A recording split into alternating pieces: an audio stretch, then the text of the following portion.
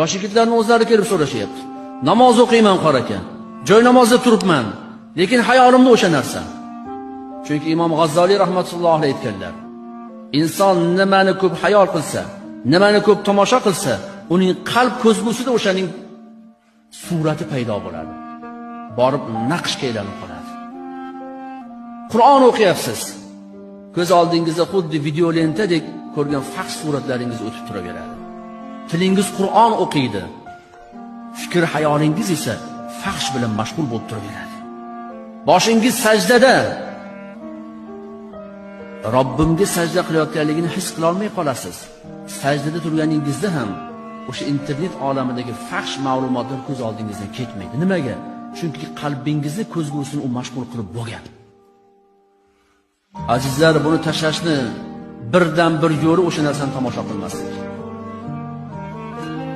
Tasavvur qiling, bir surat turibdi. O'sha suratni 1 yil, 2 yil, 3 yil artmang, tozalamang, qaramang, e'tibor bermang. Sekin-sekin chang bosadi. O'rgamchaklar in quradi. Borib kir mag'or bo'ladi-da, tasvir yo'qoladi. Demak, siz ham internet olamida faxshga kirmasangiz, e'tibor bermasangiz, borib o'sha narsa sekin-sekin chang bosib boshqa bo'lib shu tasvirlar yo'qoladi.